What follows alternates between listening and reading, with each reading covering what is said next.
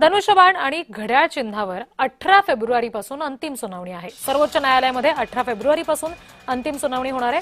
शिवसेना राष्ट्रवादीचा पक्ष चिन्ह सुनावणी संदर्भातला जो निर्णय आहे, जो निकाल आहे, तो प्रलंबित आहे कोर्टामध्ये आणि ती सुनावणी 18 फेब्रुवारीपासून होणार आहे।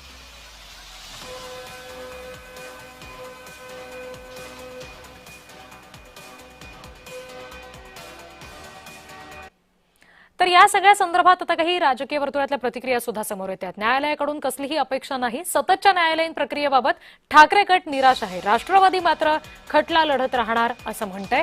सुषमा अंधारे, सूरज चव्हाण यांनी या सगळ्या संदर्भात प्रतिक्रिया दिलेल्या आहेत।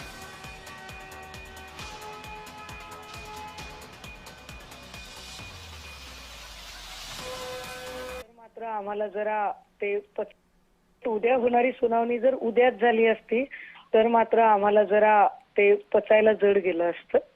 उद्या होणारी सुनावणी 18 तारखेला गेली आहे, हे फार स्वाभाविक आहे, नैसर्गिक आहे आणि हे जास्त म्हणजे विश्वास ठेवायला, पचायला सोपं आहे। इव्हन 18 तारखेला सुद्धा सुनावणी होणार नाही असं आम्ही गृहीत धरून आहोत। 18 तारखेची सुनावणी पुन्हा एकदा एप्रिल, मेला वगैरे किंवा जूनला गेली तरी काही हरकत नाही। आम्हाला अशा पद्धतीचं अपेक्षित नव्हतं, परंतु हे सर्वोच्च न्यायालय आहे, त्यांचा निर्णय आपल्याला मान्य करावाच लागतो। आज जी काही त्यांनी पुढची तारीख दिली त्या तारखेला सुद्धा आमच्याकडनं आमचे जे काही तज्ज्ञ लोकमंडळी आहे ती उपस्थित राहतील, परंतु आम्हाला अपेक्षित होतं की या शुक्रवारी होईल। जी काही त्यांनी निर्णय घेतलेला त्या निर्णयाला आम्ही सोबत राहून त्या दिवशी आमच्याकडनं आमचे जी विधिज्ञ आहेत ते त्या ठिकाणी उपस्थित राहतील।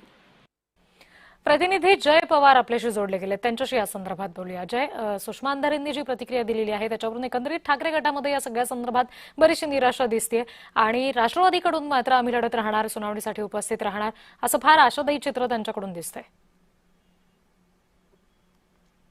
निश्चितच रिद्धी, खरं पाहिजे झालं तर ज्याच पद्धतीच्या प्रतिक्रिया सध्या या सर्वच दोन्ही पक्षाच्या नेत्यांकडून देण्यात येत आहेत, याचंच खरं पाहायचं झालं तर कालच या संदर्भातली सर्वोच्च न्यायालयातली सुनावणी जी आहे ती पार पडणार होती। मात्र काही दुसऱ्या महत्वाच्या सुनावणी असल्या कारणामुळे ती सुनावणी जी आहे ती होऊ शकली नाही आणि यानंतर आता आज सर्वोच्च न्यायालयाच्या माध्यमातून पुढची तारीख जी आहे ते जारी करण्यात आली आणि त्यामध्ये 18 फेब्रुवारी रोजी ही संपूर्ण सुनावणी जी आहे ते पार पडणार आहे। त्यामुळे 18 तारखेलाच एकूणच या संदर्भातला अंतिम युक्तिवाद जो आहे तो पार पडेल आणि त्यावेळीच एकूणच समोर येईल की धनुष्यबाण आणि राष्ट्रवादीचं घड्याळ चिन्ह हे नेमकं कोणत्या पक्षाला जातं आणि याबाबतची एक माहिती सुद्धा समोर आली आहे की या अंतिम युक्तिवादाच्या सुनावणीच्या दरम्यान उद्धव ठाकरे आणि शरद पवार यांना 2 तासाचा कालावधी देण्यात येणार आहे आणि त्याचबरोबर एकनाथ शिंदे आणि अजित पवार यांच्या राष्ट्रवादी आणि एकनाथ शिंदे यांना 3 तासाचा कालावधी त्यावेळी देणार। त्यामुळे एकूण 5 तास ही सुनावणी जी आहे ते 18 तारखेला पार पडणार आहे। नेमकं यानंतरच समोर येईल नेमकं ही धनुष्यबाण आणि घड्याळ चिन्ह हे नेमकं कोणत्या पक्षाच्या बाजूने जाणार। जय, आता जसं तुम्ही सांगितलं की त्याच्यासाठी ठराविक कालावधी सुद्धा दिला गेलेला आहे, कुठले महत्वाचे मुद्दे या सुनावणी दरम्यान उपस्थित होतील दोन्ही पक्षांकडून?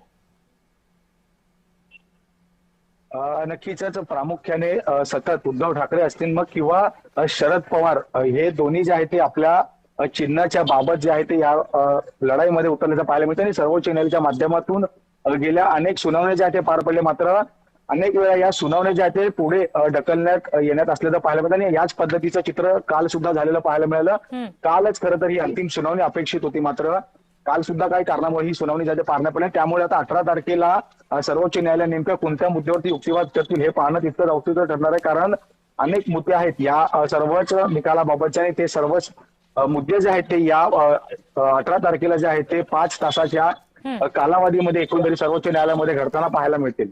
जी जय, धन्यवाद या सगळ्या सविस्तर तपशिलांसाठी।